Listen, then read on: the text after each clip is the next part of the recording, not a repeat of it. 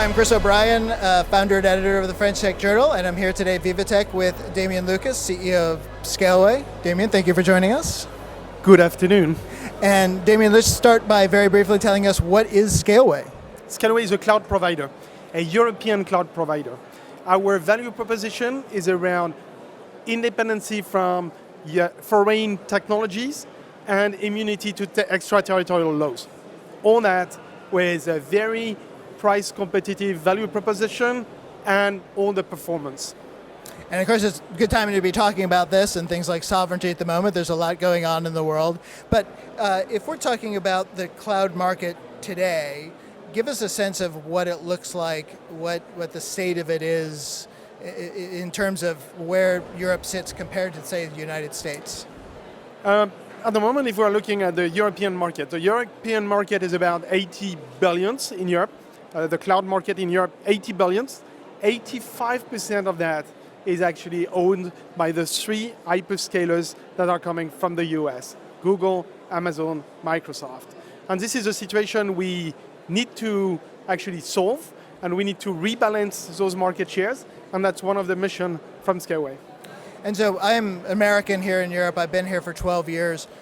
Sovereignty is one of these topics that people have been talking about, of course, forever, but it feels like it's become much more concrete in the last couple of years. Of course, I know it's been a pillar for Scaleway from the beginning, but do you get that sense that something has really fundamentally changed around this conversation? And do you get a sense of what has finally maybe woken people up to the urgency or to make it more concrete at last?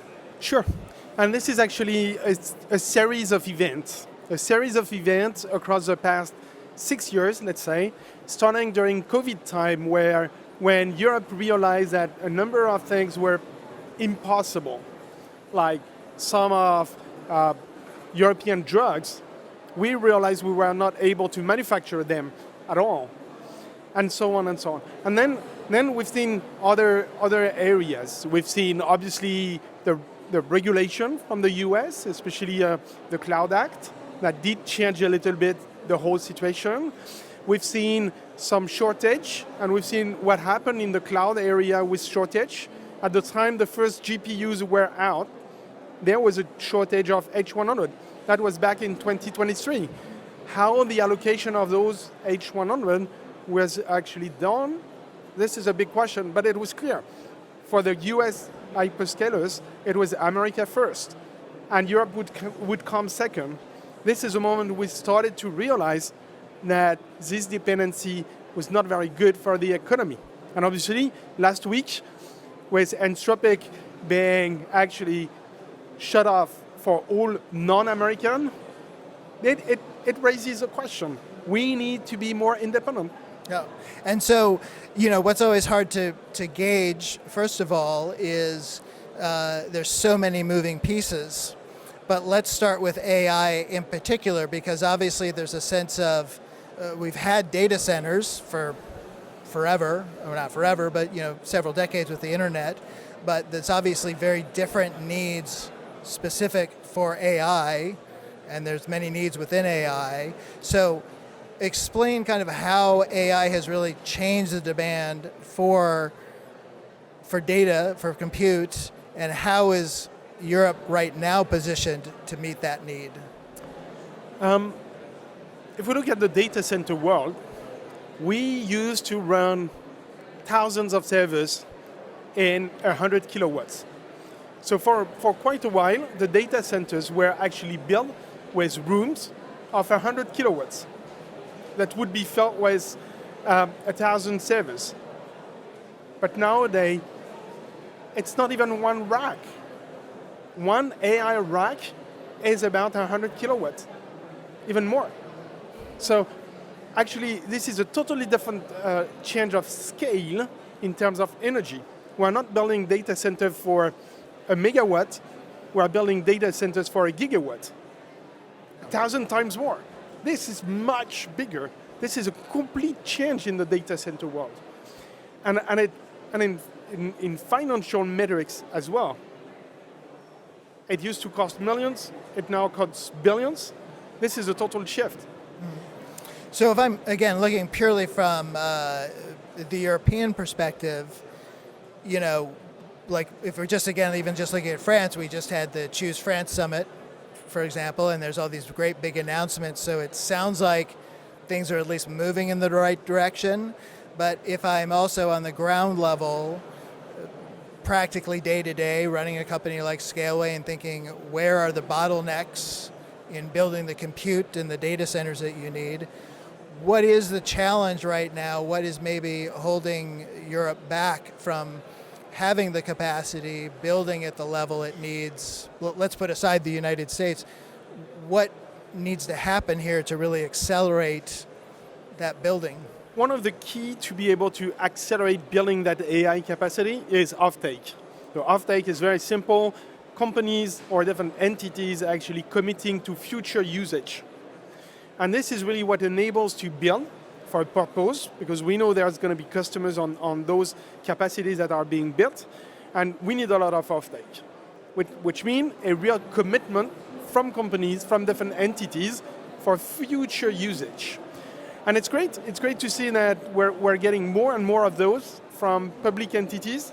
We've seen the European Commission cloud market, and that RFP has been awarded to Scaleway. It's great.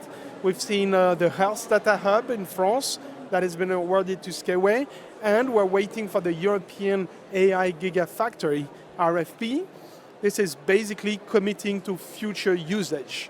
And that helps. That helps to have a better visibility and be able to build and to spend huge amounts of money to continue to build AI sovereignty, making sure that AI will run in Europe, owned by European companies. There's always this question then, again, Europe is such a complicated place sometimes to generalize about, but this question of, is there the sense of urgency, or do people understand the stakes of this moment, that the scale at which these things need to be done?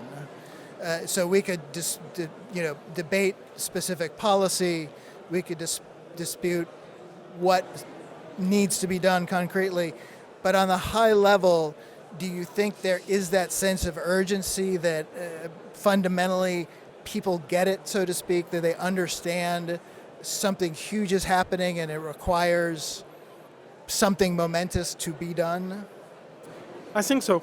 I think that this sense of urgency is there, and we can see that. Europe is probably a year after the US from that point of view, but only a year. And think about it. If you look at what happened with the cloud, Europe was 10 years behind. Here, we're just talking about a year. And the year, within that revolution, this is a quite small period of time. There is this urgency. A number of things are being done.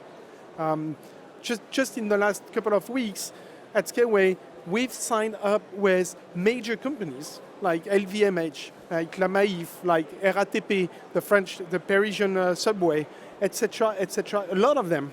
See what happened on the cybersecurity front. Like Germany decided to choose Chaps Vision a month ago, and then France decided to choose Chaps Vision actually last week. Yeah. And Chaps Vision decided to rely on Scaleway Cloud, and that was announced just yesterday morning. So things are moving very, very fast. Yeah. And that is due to the sense of urgency. And that sense of urgency, it is there. It's good. We should continue to push, because I'm not sure we're yet at the right pace, but it's going in the right way. It's going in the right direction. So now let's come back to Scaleway. Obviously, if we were having this conversation even 3 years ago, the world looks very different at that point. I was very familiar with, of course, a lot of the mission and the strategy of Scaleway at that point.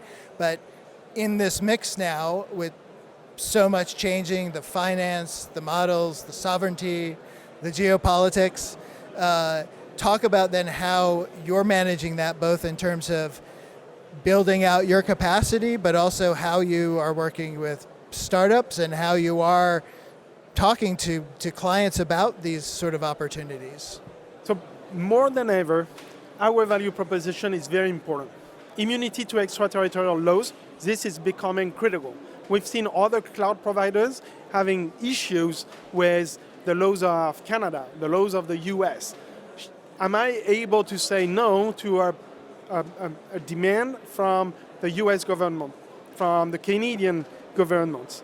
Is that possible? So in order to solve that, at Scaleway we've decided a very simple rule. We got no shareholders, direct or indirect, outside of the EU. So EU only shareholders. We have no subsidiary outside of the EU. So EU only entities. And we have no staff outside of the EU. This way it's pretty clear. There is no way a foreign law can actually apply to Scaleway. We are operating under European jurisdiction and only European jurisdiction. And then second part is tech independency. We've built our own software. We have a cloud stack that we've developed 100% in-house with open source. There is not a single license from VMware, Broadcom, Red Hat, IBM, Microsoft, whatever. We own our software. That's very important. Still, we have one dependency. We don't have GPUs yet. And we purchase all our GPUs and CPUs from the US. This is a major dependency. And this is the reason why this morning we announced that we are actually placing offtake, GPU offtake, to European startups. And in that case, it's Vizora.